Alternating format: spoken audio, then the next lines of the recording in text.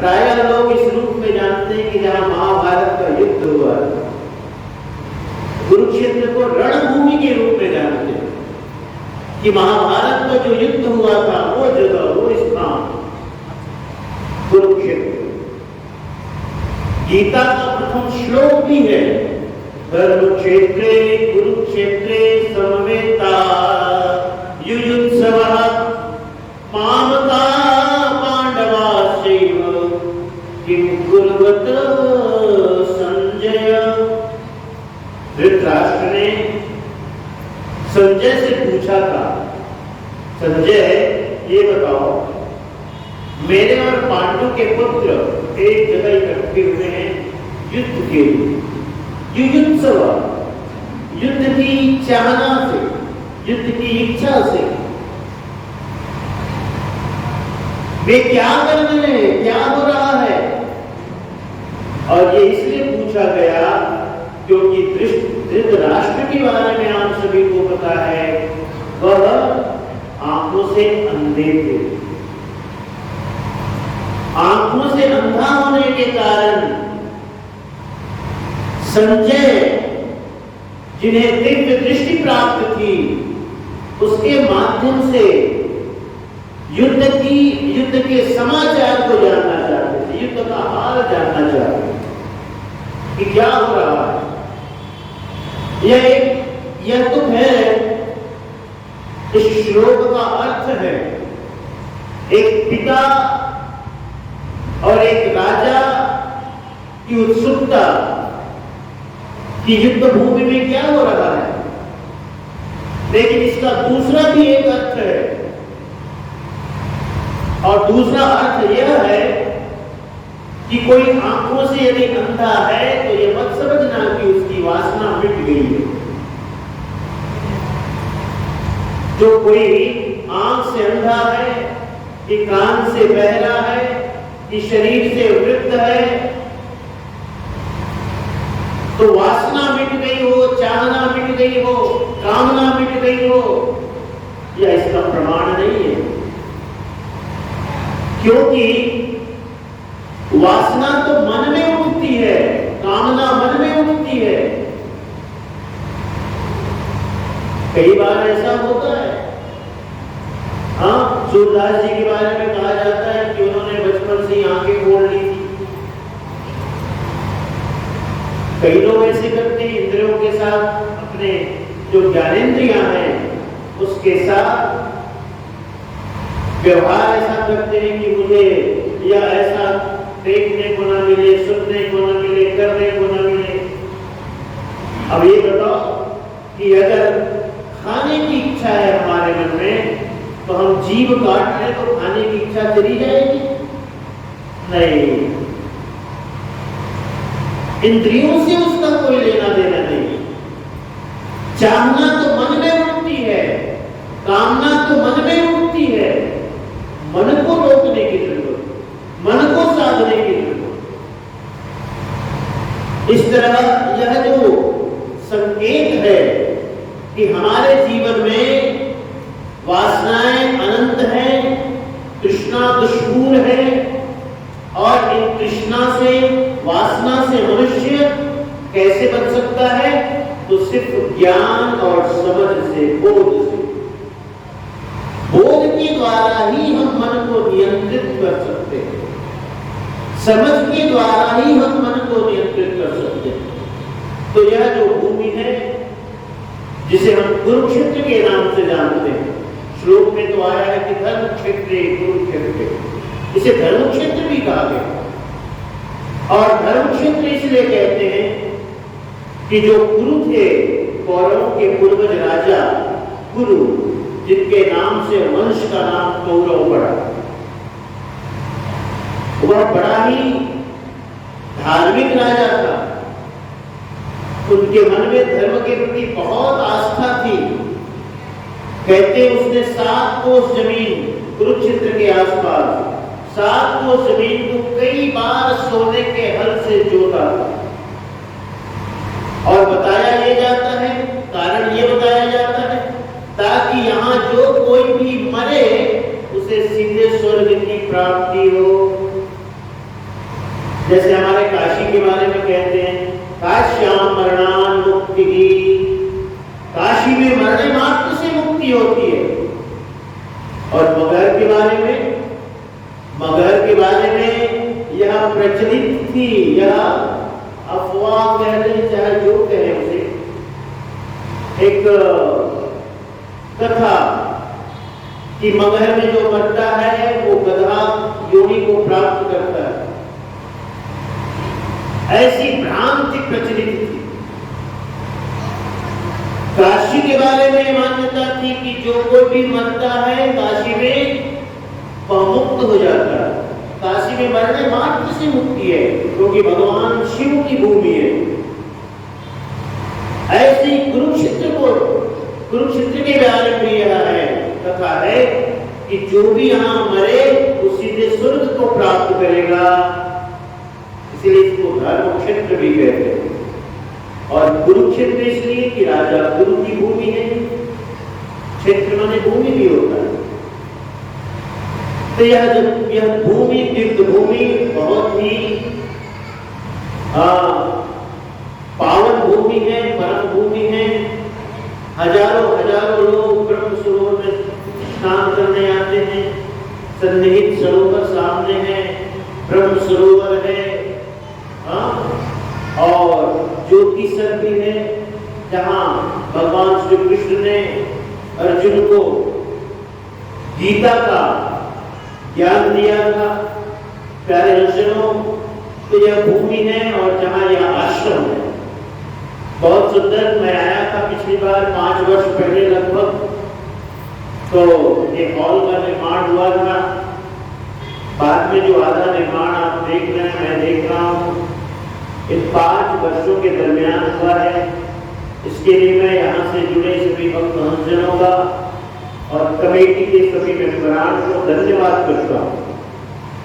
आप इसी तरह इसका निरंतर विकास करें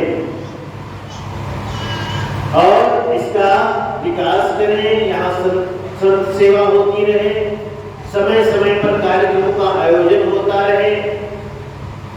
और गुरुमुख साहब बड़े सरल मूर्ति हैं, बहुत ही सहज हैं, सरल हैं और ईमानदार हैं भीतर से।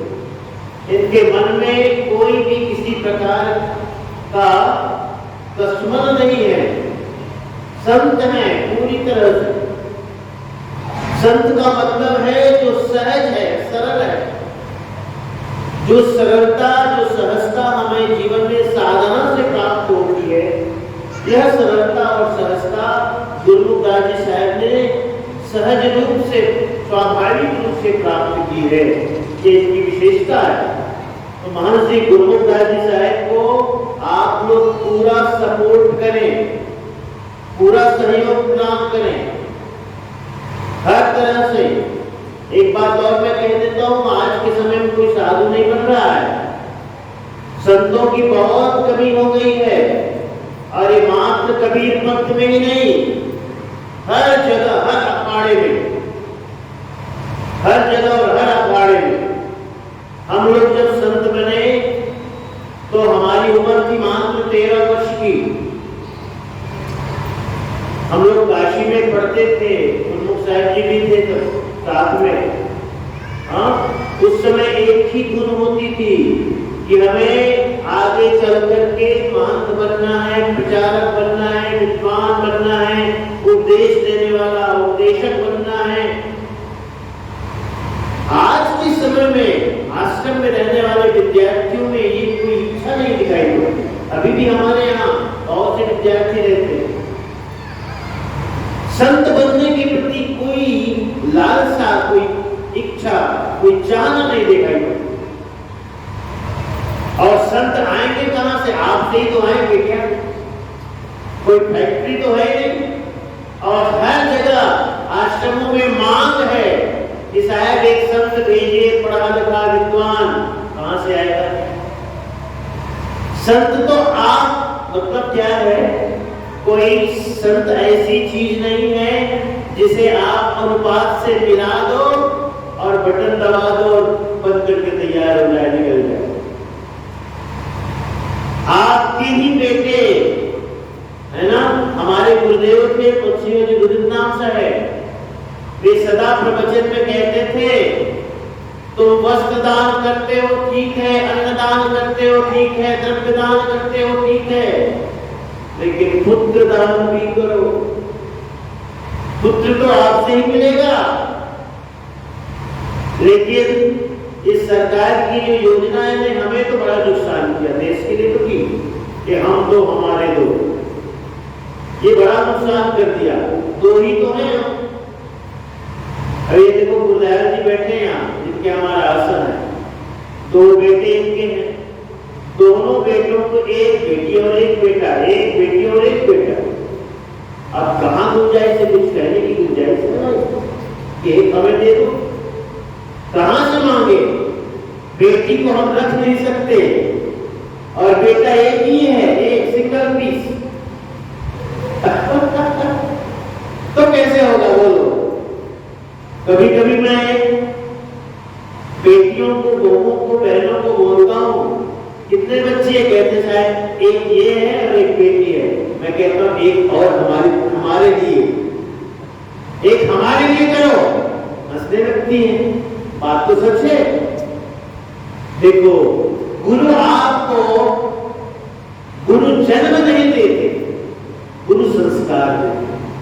शरीर के देने वाले तो माता पिता है, संस्कार के देने वाले गुरु हैं। इसलिए गुरु के पास आने के बाद जीव का, मनुष्य का दूसरा जन्म होता है, द्विज कहलाता है। द्विज, वी माने दो बार, ज माने जन्म लेने वाला। जब दूसरी बार जन्म होता है तब जब हम गुरु के पास आते हैं। शरीर माता पिता से मिलता है और संस्कार गुरु से मिलता है। जब हम भी गुरु के पास आए तो गुरुदेव ने कहा भाई ये सब हटाना पड़ेगा, बाल मुंडन कराना पड़ेगा। हमने कहा बाल मुंडन करा के आ गए, हाँ साहब हो गया। अच्छा, पैंट भी उतारनी पड़ेगी, शर्ट भी उतारनी पड़ेगी, धोती पहना दिए। अब बताइए, कहे कि धोती भी पहना दिए, मुंडन भी करा दिए। हमने कहा साहब अब ठीक है कि नहीं? अब भी ठीक नहीं है, ये पुराना नाम भी छोड़ना पड़ेगा। नाम बदल दिए साहब, पूरी तरह से परिवर्तन। गुरु के पास आओगे तो जरा भी गुंजाइश नहीं रखते तो हाँ सब बदल देते हैं। तो प्यारे जनों, भक्तजनों, मैं आया हूं सदगुरु की प्राकट्य भूमि नहतारा धाम से, काशी से, आचार्य जी के वे अनुष्ठान से। भक्त हंसजनों को चाहिए कि अपनी प्राकट्य भूमि को जाने। हम यदि कबीरपंथी सच्चे हैं तो हमें अपने सदगुरु से प्रीति, भक्ति, लगाव, लगन होनी ही चाहिए। मैं इसका बहुत बड़ा समर्थक हूं, बहुत बड़ा। और मैं हूं, ये मेरी विशेषता नहीं है, क्योंकि मैं एक व्यक्ति का धर्माधिकारी हूं और धर्माधिकारी का मतलब एक जिम्मेदार व्यक्ति। तो मैं सदा कहता हूं कबीरपंथी यदि आप बनते हो तो ठीक से बनो, अच्छी तरह से बनो, इधर उधर वाले नहीं। यदि आपके गले में गुरु की कंठी है तो उस गुरु की कंठी का मर्यादा करो, क्योंकि देखो कबीरपंथी बनाना नहीं पड़ता है, जन्म से कोई नहीं आता।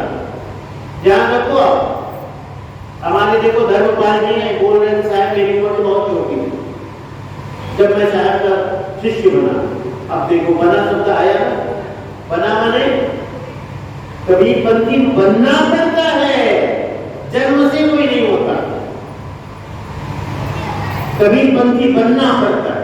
और यदि आप कबीरपंथी बने हो तो आप पूर्णतः कबीरपंथी बनो, इधर उधर बिल्कुल नहीं।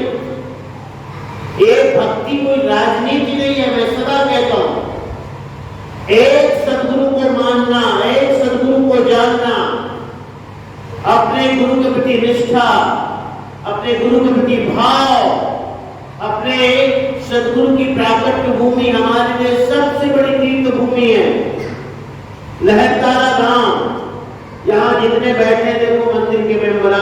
पूछ रहा, लहरतारा धाम गए हो कितने लोग, हाथ उठाओ। नहीं गुरजारी जी आप भी तो नहीं है, मैं मंदिर वालों को कह रहा हूँ। देखिए वो प्रधान जी शायद गए हैं ना, आपने हाथ उठाया। अब ये बात ठीक है, प्रधान गए तो ठीक है, जहाँ प्रधान पहुंच गए तो सब पहुंच गए, ऐसे मान लिया जाता है, लेकिन मानने से बात नहीं बनेगी। हाँ, यदि आप इस मंदिर के ट्रस्टी हैं, मेंबरान हैं, तो आपका जुड़ाव सद्गुरु के प्रति होना ही चाहिए। हमारे सद्गुरु सबसे बड़े हैं, ये भाव आपके अंदर रहना चाहिए। सद्गुरु के हम एकमात्र उपासक हैं, साहेब हमारे सबसे बड़े हैं। सद्गुरु की प्राकट्य भूमि लहरतारा धाम हमारा परम तीर्थ है, जैसे दूसरे धर्मों के लोगों का तीर्थ है।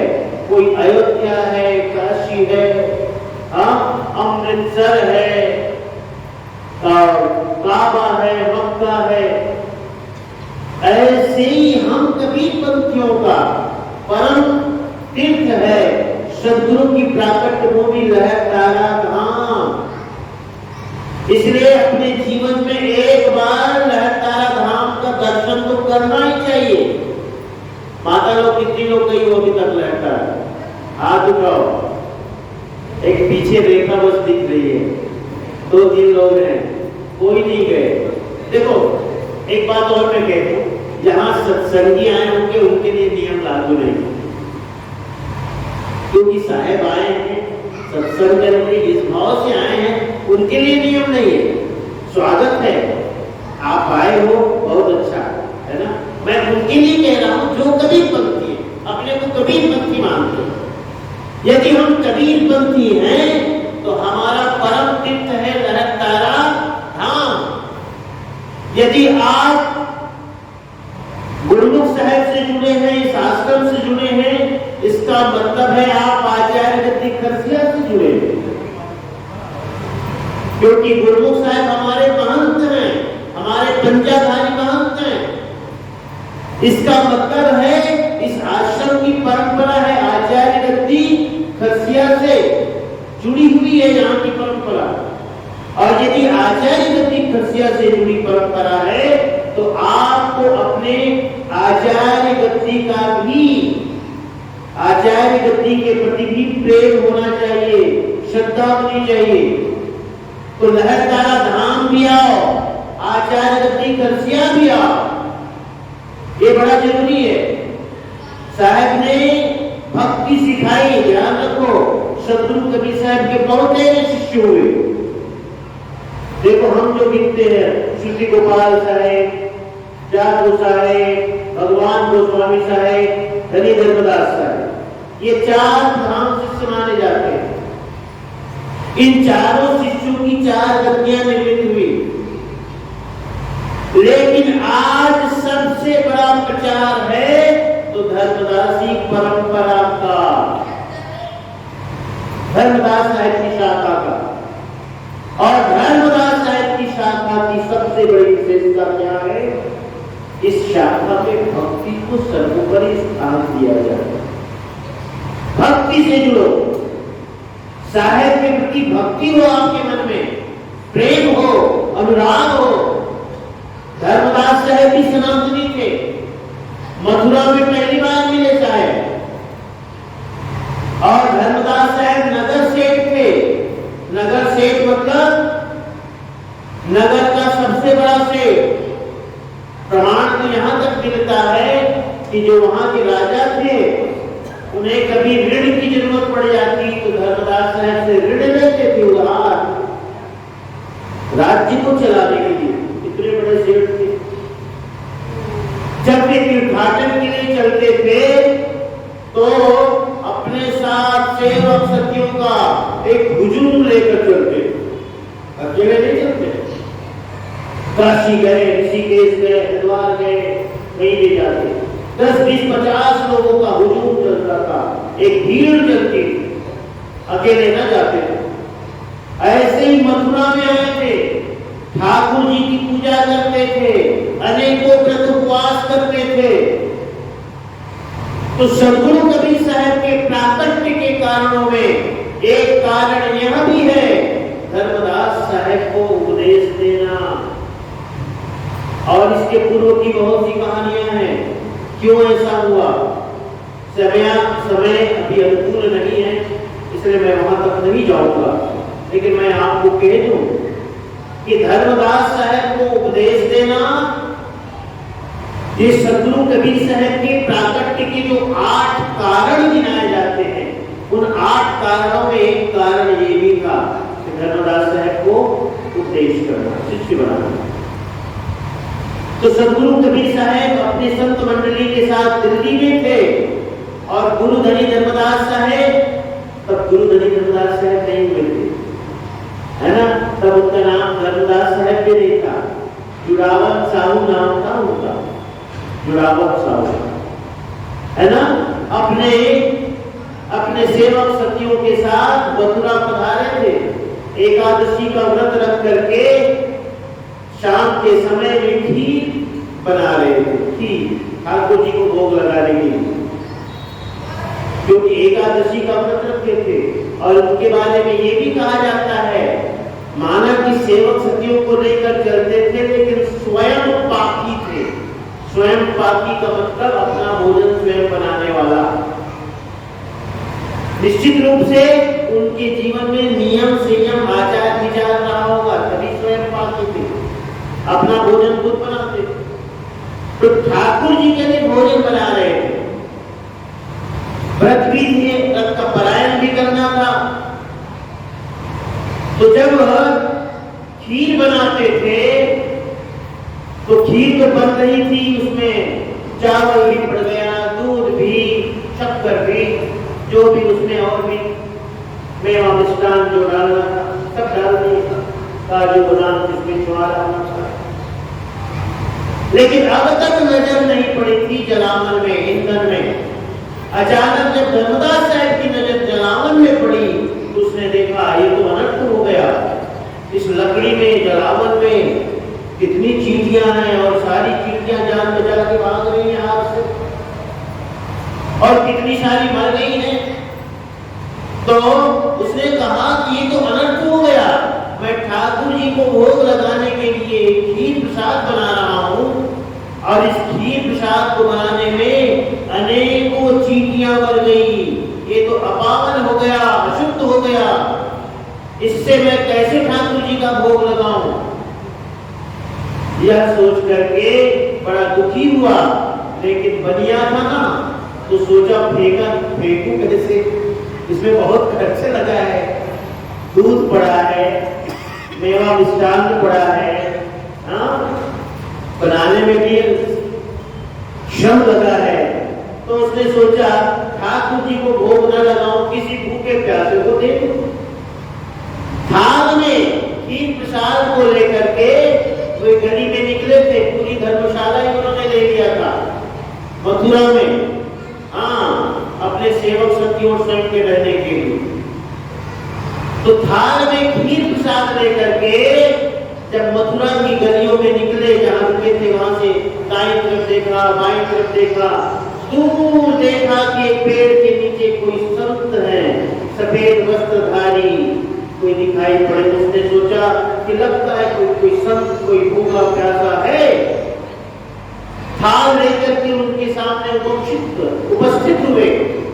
सामने जब उन्होंने देखा कि बाल जरा बिखरे बिखरे से, कपड़े जरा बेतरतीब, मैले कुचैले, साहब ने ऐसा भेद बना दिया क्योंकि दर्शन देना था धर्मदास है, और अपने आप को भूखा प्यासा जैसे बना दिया था, अपनी हालत बना दी थी। धर्मदास साहब ने सोचा कि ये भूखे प्यासे मालूम पड़ते हैं, इन्हें मैं ये खीर खिला दूं। उन्होंने कहा लगता है आप कई दिनों से भूखे हो, ये मैंने खीर बनाई है, इस खीर को ग्रहण करो। तो जब वह खीर साहब की तरफ बढ़ाए तो साहब ने उसकी तरफ नजर उठाई और नजर उठा करके हंसते हुए, मुस्कुराते हुए उन्होंने देखा और देख करके कहा धर्मदास जी, ध्यान देना क्या कहते हैं, धर्मदास जी, जिस खीर को तुम्हारे ठाकुर जी भोग नहीं लगा सकते, खा नहीं सकते, जिस खीर प्रसाद को तुम ठाकुर जी को भोग नहीं लगा सकते, उससे मुझे देने आए हो। अब यहाँ पे दो बात आश्चर्य किया हो। एक तो इन्हें मेरा नाम कैसे पता चला, दूसरा ये कि इन्हें पता कैसे चला इसे इस खीर प्रसाद को मैं ठाकुर जी को भोग नहीं लगा सकता। दोनों बातें उसे विस्मित की, आश्चर्य में डाली। तो उसने कहा आपको कैसे पता कि मैं इसे भोग नहीं लगा सकता? अरे देखो ना, तुम थाल की तरफ देखो, खीर की तरफ देखो, यह शुद्ध है। इस भोजन प्रसाद को बनाने में हजारों चींटियां जल रही हैं। तो जब थाल की तरफ धर्मदास जी साहब ने देखा तो क्या देखा कि जो सारे चावल के दाने थे सब चींटियों का रूप लेकर, मतलब चींटियां बन गई और थाली से चींटी बनकर निकलने लगी। धर्मदास साहब को इससे यह दृश्य भी आश्चर्य में डाला, आश्चर्यचकित किया कि ये कैसे हो गया। इस प्रकार धर्मदास साहब और सदगुरु का मिलन हुआ। पहली बार धर्मदास साहब को पता चला कि जिसे मैं भूखा प्यासा सामान्य साधु समझता हूँ, यह सामान्य नहीं, कोई दिव्य पुरुष है, कोई समर्थ पुरुष है। चरणों में गिर करके उन्होंने क्षमा मांगी, उन्होंने अपना परिचय, उन्होंने धर्मदास साहब ने सदगुरु कबीर साहब से परिचय पूछा। हे संत प्रवर, आप कौन हो? हम जानते नहीं आपको, आप अपना परिचय दो। तो सदगुरु कबीर साहब ने फिर अपना परिचय दिया। क्या दिया? अमर लोक से हम चली आए, आए जगत मझाला हो, सही पान परवाना लाए, समृद्ध के कटिहारा हो, जीव दुखी देखी भव सागर का कारण उदारा। हे धर्मदास जी, मैं अमर लोक से आया हूँ, कबीर मेरा नाम है, और जीवों जो जीव दुखी हैं भव सागर में, उन जीवों के दुख को छुड़ाने और उन्हें मोक्ष और मुक्ति देने के लिए संसार में आया हूँ। इस प्रकार साहब ने अपना परिचय दिया। धर्मदास साहब उसे अपने आसन में ले गए और विधि विधान पूर्वक उनकी पूजा अर्चना की। बहुत प्रकार से उन्होंने प्रश्न किया और साहब ने अच्छी तरह से उसका समाधान किया। तो इस प्रकार धर्मदास साहब और सदगुरु का मिलन हुआ। यह प्रसंग बताने के पीछे मेरा मतलब क्या है, आशय क्या है? यह आशय है कि आज पूरा जो कबीर पंथ है, सबसे ज्यादा प्रचार और प्रसार धर्मदासी परंपरा के द्वारा हुआ। क्यों हुआ? क्योंकि धर्मदास साहब अंत में सदगुरु के शिष्य बन गए और उनके बारे में कहा जाता है कि तब उनके पास 56 करोड़ की संपत्ति थी। आज से लगभग 600 साल से ऊपर, 600 साल पहले 56 करोड़ की संपत्ति। तो एक दिन आमिर माता ने जब साहब बांग्लो पर आए और सबने परिवार में विचार किया कि हम साहब के शिष्य बन जाए, साहब के शिष्य भी बन गए। वहीं पहली बार सदगुरु कबीर साहब ने चौका आरती किया बांग्लोगढ़ में, है ना, शिष्य बनाने के पहले। तो वहां जब चौका आरती किया तो आमिर माता ने कहा गुरु दक्षिणा के रूप में क्या दें साहब को, क्या देना चाहिए? तो धर्मदास साहब ने आमिर माता से पूछ लिया, तुम्हें बताओ क्या दें? तो इस प्रकार आमिर माता और धर्मदास साहब ने सदगुरु कबीर साहब को अपनी सर्वस्व संपत्ति सदगुरु के चरणों में समर्पित कर दी, नारियल देकर कि हे साहब, आज के बाद सब कुछ जो हमारे पास है सब आपका।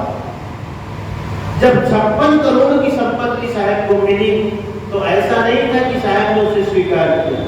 साहब ने कहा धर्मदास जी, ये 56 करोड़ की संपत्ति मेरी तो है, मेरी जान करके इसका उपयोग तुम ही करो, भोग तुम ही करो, इसे प्रचार और प्रसार में लगाओ, लोगों को हंस बनाने में, क्योंकि आगे और भी कथा है। धर्मदास साहब को सतगुरु कबीर साहब ने जीवों को मुक्त करने के लिए 42 वंश का आशीर्वाद दिया, है ना। और धर्मदास साहब के जो चूड़ामणि मुक्तामणि नाम साहब जो उनके पुत्र थे, उनको उन्होंने 42 वंश की जो परंपरा है उसके प्रथम आचार्य बनाए साहब ने। तो चूड़ामणि नाम साहब से परंपरा आगे बढ़ी। चूड़ामणि नाम साहब को भी मुक्तामणि नाम साहब कहते हैं।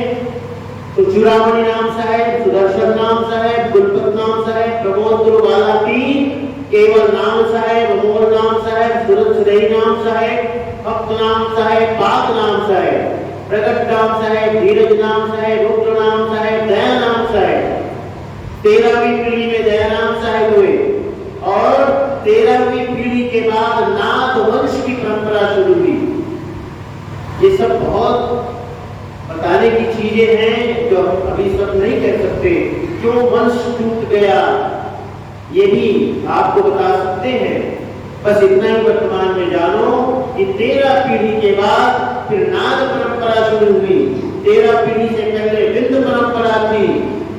हाँ, तो नाग परंपरा में प्रथम आचार्य साहब ग्रंथमणि नाम साहब, प्रकाशमणि नाम साहब, उदित नाम साहब, मुकुंदमणि नाम साहब और वर्तमान में अर्ध नाम साहब। ये हमारी परंपरा है। इस परंपरा को आपको जानना चाहिए, ठीक है। तो यह परंपरा सदगुरु ने धर्मदास साहब को आशीर्वाद के रूप में प्रदान किया था कि हे धर्मदास जी, आपसे 42 वर्ष चलेंगे। प्यारे दर्शनों, तो आप आचार्य गद्दी खरसिया से जुड़े हो तो आचार्य गद्दी खरसिया की परंपरा, पूजा पद्धति, नियम आपको पता होना चाहिए। सदगुरु कबीर साहब की प्राकट्य भूमि परम तीर्थ है, ये आपको मानना चाहिए। हमारी परंपरा में चौका आरती का विधान है। ये चौका आरती समय समय पर कराना चाहिए, भक्तों को भी कराना चाहिए। तो इस धर्मदासी परंपरा की जो सबसे बड़ी विशेषता है क्या? भक्ति। स्वयं सदगुरु कबीर साहब के प्रति धर्मदास साहब ने जो उद्गार व्यक्त किया, क्या कि भक्ति प्रभाव मिटी सकल धर्मदास की पीर और कोटि जन्म के पुण्य से सदगुरु मिले कबीर। ये तो भक्ति का प्रभाव है। क्या? भक्ति प्रभाव मिटी सकल, कि मेरी सारी भव पीड़ा मिट गई, मेरा भवरोग दूर हो गया, मेरा संताप दूर हो गया। भक्ति प्रभाव मिटी सकल धर्मदास की पीर। धर्मदास साहब अपने लिए कहते, मेरी पीड़ा मिट गई, मेरी पीड़ा, और मुझे परम शांति की प्राप्ति हुई। कैसे? क्योंकि मेरे समर्थ सदगुरु धर्मदास सदगुरु कबीर साहब मुझे प्राप्त हुए। तो भक्ति प्रभाव मिटी सकल धर्मदास की पीर और कोटि जन्म के पुण्य से सदगुरु मिले कबीर। ये तो मेरे करोड़ों जन्मों के पुण्य प्रताप का फल है। क्या? कि मुझे समर्थ सदगुरु कबीर साहब मिले। प्यारे सुनो, तो जब भी धर्मदास कबीर पंथ की चर्चा होगी, याद रखना आप, धर्मदास साहब अलग नहीं किए जा सकते। इस पूरे पंथ के प्रचार में, कबीर पंथ के विस्तार में धर्मदास साहब की बहुत बहुत बड़ी भूमिका है। आज भी कबीर पंथ का 12 आना भाग 75% है ना, 3/4 ये धर्मदासी परंपरा के महंत साहेबों, आचार्य साहेबों के द्वारा प्रचारित और प्रसारित है, इन्हीं के द्वारा। तो आज मैं ये प्रसंग क्यों सुनाया? क्योंकि आज ये कुरुक्षेत्र की भूमि है, धर्म क्षेत्र की भूमि है, जहां भी भगवान श्री कृष्ण ने अर्जुन को 18 अध्यायों में गीता का उपदेश दिया ना, गीता का उपदेश। तो जैसे भगवान श्री कृष्ण ने गीता का उपदेश अर्जुन को दिया, ऐसे ही समस्त जीव चराचर के लिए सदगुरु कबीर साहब ने धर्मदास साहब को उपदेश किया। और धर्मदास साहब और कबीर साहब का जो उपदेश है किसमें संकलित है? बोधि ग्रंथों में। अनुराग सागर, बोध सागर, है ना, काया पांजी, तो ये जितने भी ग्रंथ हैं सभी ग्रंथ को कबीर सागर कहा जाता है। तो कबीर सागर ग्रंथ में सदगुरु कबीर साहब और धर्मदास साहब का संवाद संकलित है। यानी सदगुरु कबीर साहब से धर्मदास साहब ने शंका की, प्रश्न किया, इसका समाधान सदगुरु कबीर साहब ने किया। तो यह जो शंका है यह सब और यह जो प्रश्न है मात्र धर्मदास साहब का नहीं है, ये धर्मदास साहब का प्रश्न नहीं है, एक जिज्ञासु सेवक, एक जिज्ञासु भक्त का, एक मुमुक्षु भक्त का प्रश्न है। तो भगवान श्री कृष्ण ने 18 अध्याय का उपदेश अर्जुन को दिया। अर्जुन को उन्होंने कर्म योग के बारे में बताया, भक्ति योग के बारे में, ज्ञान योग के बारे में। लेकिन एक बात भगवान श्री कृष्ण ने देखी, क्या देखी? इतना ज्ञान देने के बाद भी अर्जुन भ्रमित दिखाई पड़ता है ना, संशयग्रस्त मालूम पड़ता है। तो उसने अंत में क्या कहा? 18वें अध्याय में, 18वें अध्याय में कहा उन्होंने, 18वें अध्याय में कि हे अर्जुन, एक बात मैं तुमसे कहता हूं, अब तुम सब कुछ त्याग दो, मेरी शरण में आ जाओ, मेरी शरण में आ जाओ। सर्वधर्मान् परित्यज्य माम एकम शरणं व्रज, अहम त्वां सर्व पापेभ्यो मोक्षयिष्यामि मा शुचः। हे अर्जुन, सब धर्मों को यानी कर्मों को त्याग दो। धर्मान यानी कर्मा, सब धर्मों का त्याग करो। कहने का भाव क्या था? अब तक मैंने जो तुम्हें बताया, मैं तो सोचता था तुम्हारा ज्ञान बढ़ेगा, तुम्हारी समझ बढ़ेगी, बोध बढ़ेगा, लेकिन मैं ये देख रहा हूं जितना मैं तुम्हें बता रहा हूं जिससे तुम संशयग्रस्त हो रहे हो, कंफ्यूज्ड हो रहे हो। अब सब छोड़ दो, मानो सब मिटा दो। मैं तुमसे एक बात कहता हूं, क्या? सर्वधर्मान परित्यज्य, मतलब जितना भी जो मैंने बताया सबको मिटा दो, भूल जाओ। एक काम करो, सर्वधर्मान परित्यज्य माम एकम शरणं, मेरी शरण में आ जाओ, मेरी शरण में। तो मेरी शरण में आने का मतलब क्या है? भक्ति, क्योंकि भक्ति की सबसे बड़ी विशेषता समर्पण है, समर्पण। तो धर्मदास साहब के जीवन में समर्पण देखने को मिलता है, समर्पण। अब देखो, कबीर साहब के और भी शिष्य कहे जाते हैं, और भी शिष्यों में वो भक्ति और समर्पण देखने को नहीं मिलता।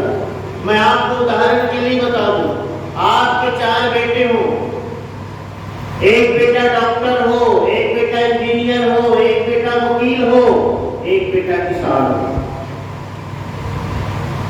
सब जो डॉक्टर है, इंजीनियर है, वकील है, सब दूसरे शहरों में रहते हैं, लेकिन जो किसान बेटा है आपके साथ रहता है, आपके साथ रहता है, आपका भोजन का इंतजाम करता है, आपकी दवाई पूछता है, चाय पूछता है, पिताजी कैसे लग रहा है, ठीक हो ना, भोजन किए कि नहीं, औषधि के लिए दवाई के लिए औषधि के लिए दवा खाना ले जाता है, समय मिलने पर हाथ पैर दबाता है।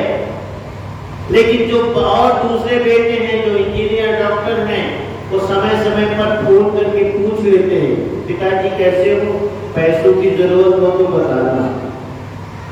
अब आप बताओ, आपको कौन सा बेटा सबसे ज्यादा प्रिय होगा? वे डॉक्टर, वे इंजीनियर, वे वकील कि वो किसान? एक दिन मैंने मोबाइल पे कार्टून देखा, मुझे बड़ा अच्छा लगा। एक डॉक्टर बुजुर्ग पिता के पास दवाई उनका इलाज करने आए हैं, कार्टून है, चित्र बनाता, वो खटिया में लेटे हुए हैं और डॉक्टर ने पूछा होगा, भाई तुम्हारे कितनी संतान, बेटे बेटे क्या है, कैसे हैं? डॉक्टर साहब सब ठीक है, मेरे 4 बेटे हैं और सब बाहर रहते हैं, है ना, सब बाहर रहते हैं।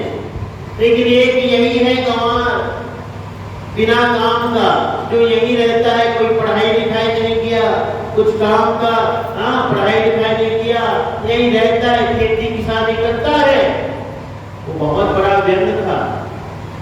इसलिए व्यंग था कि जिसे आप गंवार कहते हो वही तो तुम्हारा काम आ रहा है, बाकी तो सब बाहर है।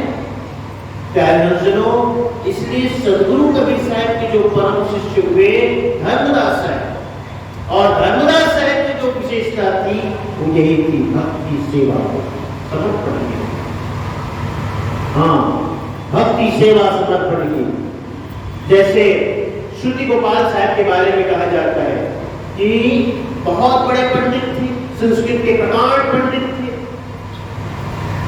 और शास्त्रार्थ में अनेकों विद्वानों को उन्होंने पराजित किया। अंत में साहब के शिष्य बने, कबीर चौरा आश्रम के प्रथम आचार्य भी बने। लेकिन एक बात मैं उनके लिए कहूं कि इतने बड़े विद्वान थे, साहब के शिष्य थे, चाहते तो अपने गुरु के लिए एक पूरा महाकाव्य बना डालते। गुरु की स्तुति में, गुरु की वंदना में, गुरु ने जो उसके जीवन में उपकार किया उसे लेकर के पूरा ग्रंथ रच डालते, लेकिन एक श्लोक तक प्रमाण के रूप में देखने को नहीं मिलता। एक और थे भगवान गोस्वामी जी, हरिव्यासी संप्रदाय के। उन्होंने साहब से कहा, साहब आपका ज्ञान मुझे बहुत अच्छा लगता है, बीजक बहुत प्रिय है मुझे। साहब ने उसे बीजक का ज्ञान दिया, लेकिन उन्होंने क्या कहा, मैं आपका ज्ञान तो नहीं भूलूंगा, लेकिन जो मेरी कंठी है वो नहीं बदलूंगा, मेरा तिलक है वो नहीं बदलूंगा। मिलन भी हुआ तो अधूरा हुआ, सिर्फ ज्ञान दिया। तो सदगुरु कबीर साहब के जो परम शिष्य धर्मदास साहब कहलाते, क्यों कहलाते? इसीलिए कहलाते हैं कि उनके अंदर संपूर्ण समर्पण था, संपूर्ण समर्पण। यही मैं आपसे कहता हूं, यदि आप कबीरपंथी हो तो पूरी तरह से कबीरपंथी बनो। जिस दिन आप तिनका तोड़ाते हो, तिनका उनका तोड़ाते ही नहीं, कौन साहब लोग तोड़ाते ही होंगे। जब आप तिनका तोड़ाते हो तो तिनका तोड़ाते हो तो क्या है उसका मतलब कि आज के बाद से जो भी मेरी पहली मान्यता थी, जो भी मेरा सिद्धांत था, जो भी मेरी धारणा थी, जो भी मेरा पूजा पाठ था, सबको मैं तोड़ देता हूँ। सबसे संबंध तोड़ देता हूँ और साहब से संबंध जोड़ लेता हूँ। यही उसका प्रतीक है। तिनका कबीरपंथी बनते हैं तो 5 संस्कार दिए जाते हैं। मैंने अभी प्रतापगढ़ में बताया इस बात को। पहला संस्कार तिनका, दूसरा तिलक करना, तीसरा कंठी पहनाना, चौथा कान में 5 नाम सुनाना और पांचवा 5 उपदेश करना। ये 5 संस्कार दिए जाते कबीरपंथ में शिष्य बनाने के पहले। लेकिन सबसे पहला संस्कार तिनका। तिनका का मतलब ही होता है आज के पहले जो भी मेरी धारणा थी, मान्यता थी, विश्वास था, पूजा पद्धति थी, जीवन का ढंग था, नियम था, सबसे मैं अपना संबंध तोड़ता हूं और आपसे संबंध जोड़ता हूं। इसका प्रतीक है तिनका। एक कसम है, एक वचन है। और यदि आपने तिनका तोड़ करके गले में साहब के नाम की कंठी पहनी है तो आपको इस भक्ति के मार्ग में खरा उतरने की जरूरत है, पूरे कबीरपंथी होने की जरूरत है। गर्व से कहो हम कबीरपंथी हैं, ऐसा भाव होना चाहिए। कबीरपंथी होने का गौरव होना चाहिए कि हम कबीरपंथी हैं, ये भाव हो। और जब तक ये भाव नहीं होगा आपको भक्ति नहीं होगी। आप आश्रम से भी जुड़ोगे तो थोड़ा दूर दूर से जुड़े रहोगे, अलग अलग से जुड़े रहोगे। पूरी तरह से जुड़ जाओ, हर तरह से जुड़ जाओ। अलगाव होने की जरूरत ही नहीं है। जब आप पूरी तरह से जुड़ जाओगे तो आपके जीवन में एक अलग ढंग का रंग देखने को मिलेगा, एक अलग आपको उसका स्वाद मिलने लगेगा। क्योंकि अलग अलग जब थोड़ा सा यहाँ, थोड़ा सा वहां, थोड़ा सा वहां, साहब ने बीजन में नहीं कहा एक साधे सब साधिया, सब साधे सब चले। जो सबको साधने चलता है वो सबसे चला जाता है। जो एक को साधता है एक की प्राप्ति कर लेता है। एक चौराहा हो, 1 किलोमीटर आगे वहां जाओ, थोड़ी दूर 5 मिनट लौट आओ, फिर इधर जाओ, थोड़ी दूर फिर लौट आओ, फिर इधर जाओ, कहीं पहुंच पाओगे? एक ही मार्ग में, एक ही दिशा में चलते रहो तो मुकाम और मंजिल मिल जाएगी। इसलिए हम कबीरपंथी हैं तो हमें अपने सद्गुरु के प्रति गौरव हो, कबीरपंथी होने का गौरव हो, हम जिस परंपरा से जुड़े हैं उसके प्रति हमारा गौरव हो। हम धर्मदासी परंपरा के हैं, हम आचार्य कृष्या से जुड़े हैं तो हमारा उसी के प्रति हमारी भक्ति हो, समर्पण हो। जब तक ये नहीं आएगा आपको इसमें आनंद नहीं मिलेगा। भक्ति का रस लगनी चाहिए। कुछ लोग मेरे से एक मित्र ने सवाल किया, साहब आप ज्यादातर अध्यात्म के बारे में बोलते हैं, YouTube चैनल वगैरह में भी मेरे प्रवचन है, तो आप ज्यादा अध्यात्म के बारे में बोलते हैं, रहने के बारे में नहीं बोलते कि कैसे रहना चाहिए। मैं कहा मैं बोलता हूँ, खान पान के बारे में भी बोलता हूँ, पूजा पाठ के बारे में भी बोलता हूँ। हाँ, लेकिन आप कहते हो तो ये बात सच है, मैं कम बोलता हूँ। कम क्यों बोलता हूँ? इसलिए बोलता हूँ, उसका मैंने कारण बताया। अगर आपको सद्गुरु की भक्ति का रस लग गया तो मुझे कहने की जरूरत पड़ेगी कि बीड़ी मत पियो। विचार करो ना। अरे बीड़ी अपने आप छूट जाएगी। मैं तुम्हें कहूं शराब छोड़ो, मैं तुम्हें कहूं मांस छोड़ो। अगर आपको सद्गुरु की भक्ति है तो ये अपने आप छूट जाएगी। छोड़ना नहीं पड़ता, छूट जाती है। भगवान बुद्ध, भगवान महावीर के बारे में कहते हैं कि उन्होंने कपड़े का त्याग किया। कपड़ा त्यागा नहीं उन्होंने, कपड़े अपने आप गिर गए। मन इतना निर्मल, मन इतना सरल बन गया, बिल्कुल शिशुवत, बाल्यवत। अब मन में अगर मन बाल्यवत सरल बन जाए तो कपड़े रहेंगे क्या, बताओ? एक बार ऐसा हुआ, मैं एक शहर में गया, भिलाई नाम, तो एक बच्चा था, बड़ा प्यारा था। उसे पता चला साहब आ गए, तो बाथरूम में नहा रहा था वो, और नहा रहा था, साहब आ गए तो वैसे ही चल पड़ा। अब माँ चिल्ला रही है, दादी चिल्लाए, बेटा कपड़े तो पहन रहे, साहब आए। नहीं नहीं, मुझे साहब से मिलना। ये होता है मन की सरलता, ये मन की सहजता है।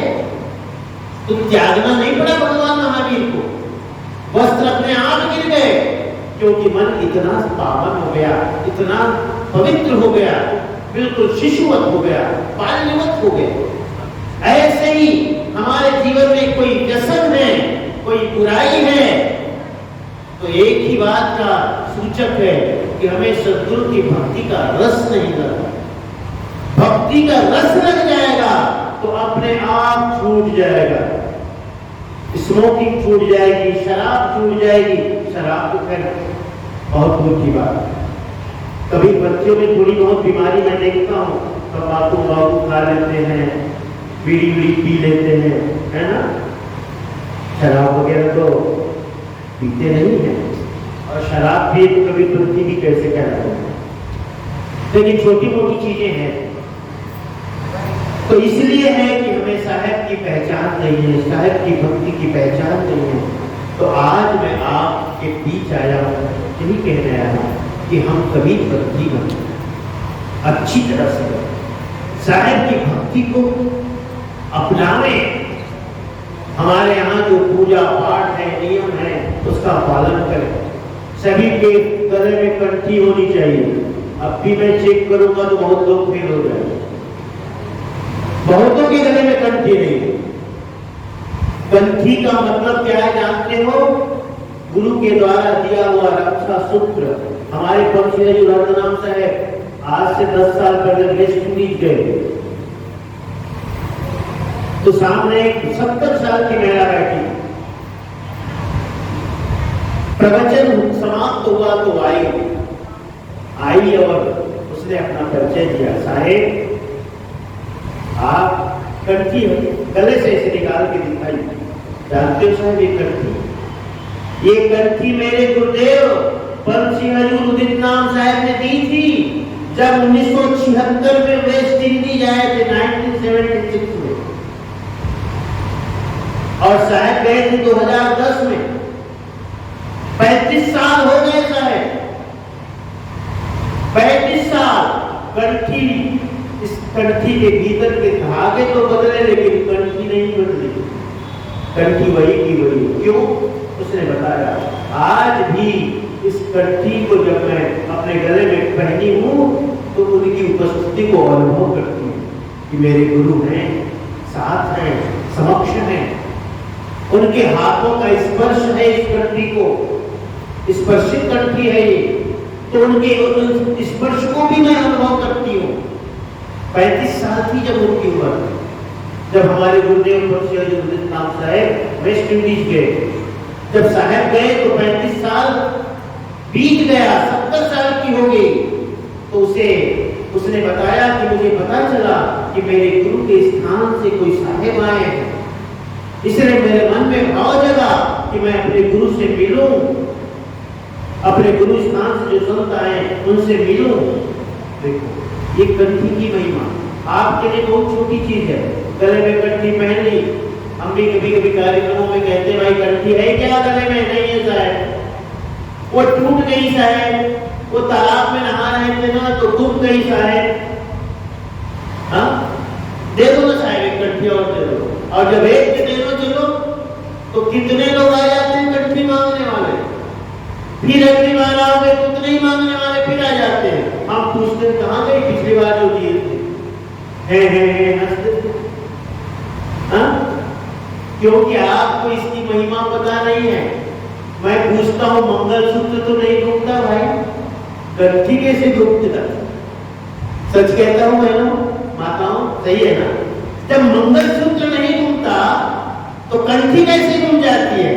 पति के लिए तो मंगलसूत्र पहनती हो, और साहेब सदगुरु तो परम पति है ना, क्यों?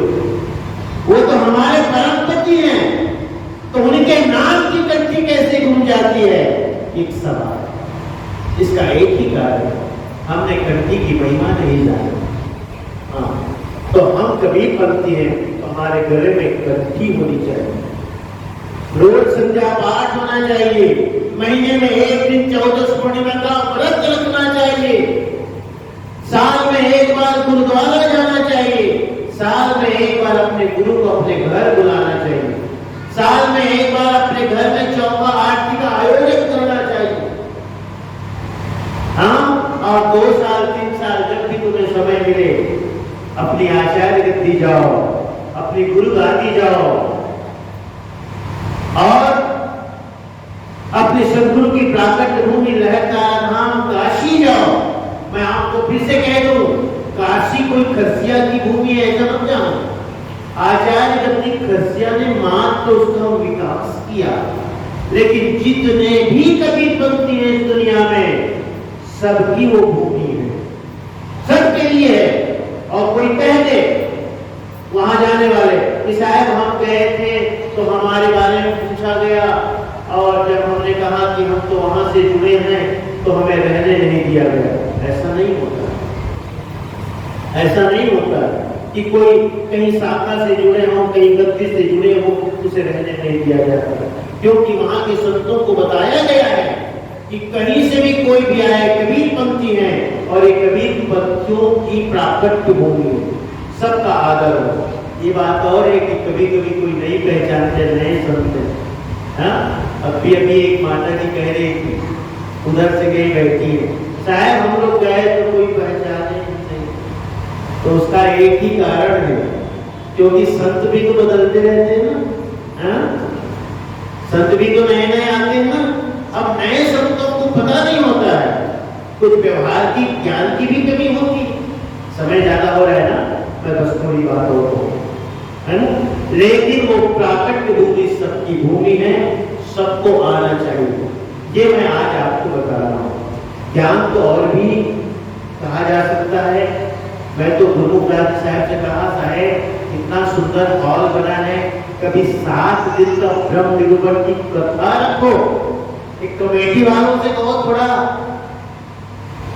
पैसा वैसा निकाले, कितना जमा करेंगे, फंड बढ़ाते रहेंगे तो क्या होगा उससे। यहाँ 7 दिन की कथा रखो, बहुत सुंदर हॉल बना है। और कमेटी वालों को भी धन्यवाद करता हूँ कि आपने बड़ा अच्छा काम किया। गुरुमुख साहब को भी मैं धन्यवाद, ये तो बड़े तपस्वी मूर्ति हैं, है ना।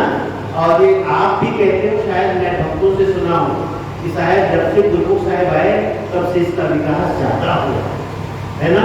तो ये क्यों हुआ, इसे भी जानो आप। कहीं न कहीं इसमें गुरुमुख साहब की उनकी तपस्या, उनकी साधुता, उनकी सरलता, उनकी ईमानदारी, ये कहीं न कहीं आपने अनुभव किया। हाँ, कि संग अच्छे हैं, निर्मल हैं, निर्दोष हैं, इनको सहयोग किया जाए, है। तो ये बहुत सुंदर भूमि है कुरुक्षेत्र की। और कुरुक्षेत्र में अपना इतना बड़ा मंदिर और आश्रम होना अपने आप में बहुत अच्छी बात है। तो इसका और अच्छा विकास करना, थोड़ा आने जाने वालों की व्यवस्था करना।